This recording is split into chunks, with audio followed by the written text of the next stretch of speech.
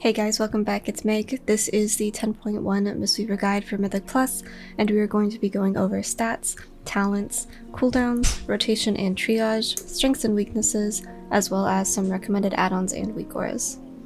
If you're looking for a full overview of the basic abilities that the class has, I already went over all of that in the 10.0 video guide, which you can find linked below, and it goes over all of the major parts of the healing and damage buttons that we have. For stats, we are looking at Intellect, Haste, Crit and Verse, and then Mastery as last. Haste is our best stat due to hot tick rate, faster cast, a lower GCD, a quicker DPS rotation which gives us value in the GG rotation, especially while we're running Gift. Mastery isn't necessarily bad, but we typically use more Mastery earlier on in the season when we're figuring out damage patterns and learning mechanics, and wait for dungeon tuning. We'll drop Mastery as much as possible by the end, and opt for Crit and Verse for damage and survivability. For our talents, this is generally what it's going to look like for the class tree. There are some options though. You can swap Paralysis and 1 point of Save Them All, and take Disable and Fort Brew instead if you find you're needing the extra defensive, but this tree doesn't really change a whole lot for Mythic Plus.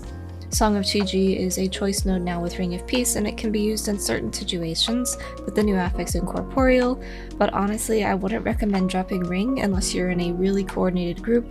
It is such a hard button to give up, especially in pugs. Once again, this tree doesn't change very much. The only thing that I regularly swap between is Veil of Pride and Shou Ga's Lessons. Shou Ga's is more fun, but Veil gives more cloud generation for Shaylins, which provides more throughput. Veil is going to be what I play early on in most dungeons while we learn the damage patterns and all of that, and it is generally the safer pick.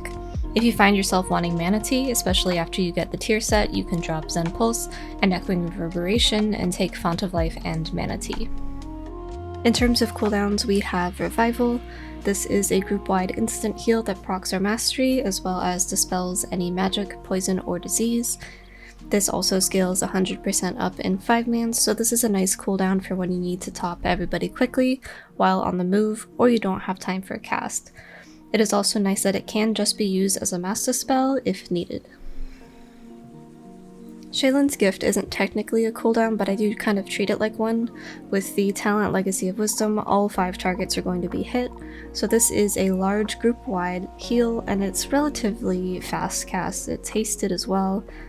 Every 40 seconds with Veil is a full 10 stacks, or with Shou Ga's it is every 80 seconds, so it has frequent use for AoE damage, and it's better than Vivify Cleave for AoE healing, but on a shorter cooldown than Revival. Life Cocoon with Chrysalis will be up almost every pack and can be used on anyone. With the scaling on this, it also becomes a pretty beefy shield on a relatively short cooldown. It can also be used as a personal to help cycle defensives, or for the same purpose on other players on longer boss fights. For Chi-Ji, I will do a much more in-depth video on this one shortly since there is a lot to this button. I have one from 10.0, but it is a little bit outdated at this point and needs updated. This cooldown acts as a high throughput ability on a low cooldown, with benefits from Enveloping Breath that increase the healing taken, in addition to acting as an anti-root and an anti-snare, which is extremely helpful in this dungeon set, and the new affix Entangled. This is considered our main cooldown, and this is frequently used between maintenance and mana saving, as well as burst healing. For the damage rotation, if you have 1 to 3 targets, we are going to be using Zen Pulse with Echoing Reverberation, and we are going to be using Rising Sun Kick on cooldown. This is operating under the assumption that you are standing in your Fey line, as you should be, so you are going to use Tiger Palm into Blackout Kick to fish for resets on Rising Sun Kick. We only use 1 Tiger Palm because with the talents it will give us 2 stacks. And for 4 or more targets, we are again using Zen Pulse with Echoing Reverberation, and after that it is just Spinning Crane Kick. Once again, we are operating under the assumption that you have your maintenance hots out, like Renewing Mist and Essence Font, as well as your Fey line down.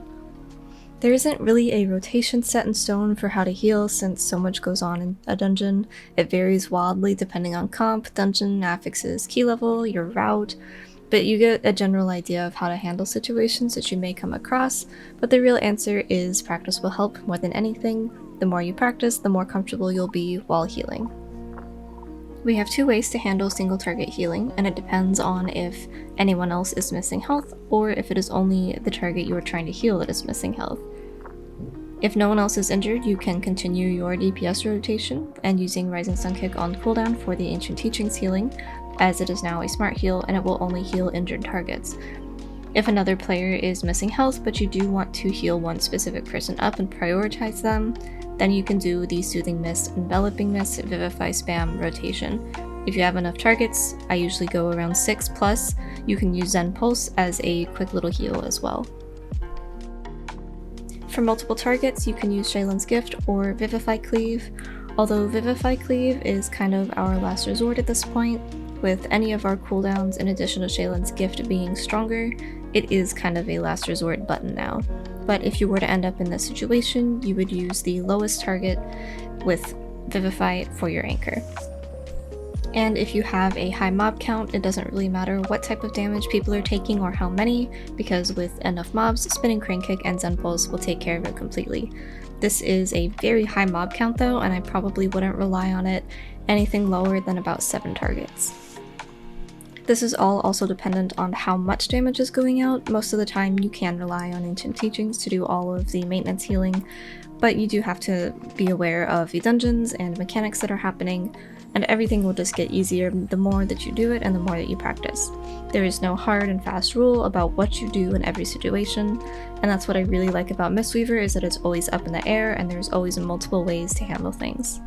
A majority of your healing overall in a dungeon should be coming from Ancient Teachings, Awakened Phalanx, Shaylin's Gift, and then it will be a mix of about sub 5% of every other ability that we have, like Enveloping Mist, Gust from TG, as well as our Mastery, Renewing Mist, and everything along those lines. When it comes to our strengths and our weaknesses, we have more strengths than we do weaknesses in my opinion. We are very mobile healers and we spend very little time actually casting, which helps us immensely given that we are in melee. Our damage is quite high for healers. We are either the second or the highest damage healer at the moment, although our single target is on the lower end. We do have a lot of AoE, and Zen Pulse acts as a burst AoE ability. Our throughput when it comes to healing, our maintenance healing is unbeatable, and when we need on-demand healing, we also have tools to manage that through Shaylin's Gift, Revival, and TG can even function this way too. So our kit for healing is very well balanced at the moment. We are pretty tanky, we have a lot of defensives to cycle through, and we will very rarely die due to lack of defensives, in addition to bringing an extra avoidance aura to the group. Our utility is well suited for Mythic Plus as well, and we have access to multiple AoE stops as well as a melee kick and a single target stop. When it comes to weaknesses, we are melee healers, so you can be punished for not being in melee as much as possible. You will lose damage and healing for this, and you're going to be forced to spend more mana to make up for it, as well as losing your flow due to hots dropping off. So the forced downtime is pretty punishing, but it can be adjusted for, and I don't believe that being in melee is inherently a weakness.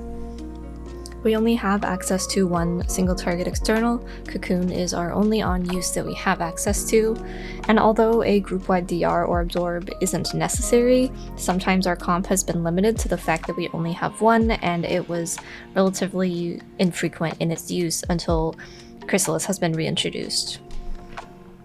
Dungeon knowledge being required doesn't really sound like a weakness necessarily, but early on in the season it can be extra punishing for Mistweaver because we will not know when we can rely on a HOTS and maintenance healing versus when more immediate healing is needed, and this can cause the spec to feel clunky, and your damage and your healing may be a bit lower as a result of that, but thankfully this is something that goes away relatively quickly as we and the other players learn the mechanics and learn the dungeons. For the recommended Weakauras and add-ons, Mistweaver has a lot of stuff to keep track of, so I will link my UI document in the description if you like mine, but I would highly recommend some kind of Weakaura or add-on that helps you keep track of everything.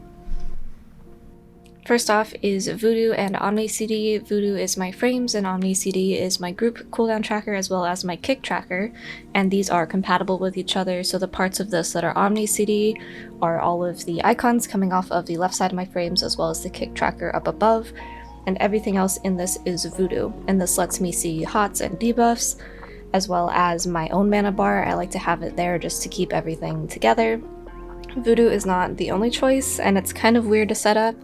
I do have a guide to set it up similar to mine, but Grid 2 and Click, I believe, are also both popular choices, but I'm not sure if they work with Omni CD. buffs and defensive uptime, Shaylin's gift as well. I feel like these are pretty general, but outside of defensive uptime, it is important to track Chi-Ji, Ancient Teachings, Mana Tea, the number of renewing mist stacks you have, the number of clouds that your Shaylin's gift has, your Dispel, as well as your instant Vivify. These are what mine look like, and obviously not all of them are active at once, but it is a dynamic group. This is still buff uptime tracking, but it's a little different. The triangles around my character is my Feline Stomp Weakora. This is so you can know when you are in your Feline Stomp and when you are not. This is really important for knowing when you are able to fish for resets.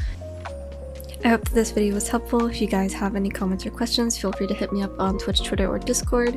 Like I said earlier, I will be doing a more in-depth video for Chi-Ji specifically, in addition to all of the other things that we do throughout the season, typically like dungeon commentaries and specific boss encounters and stuff like that.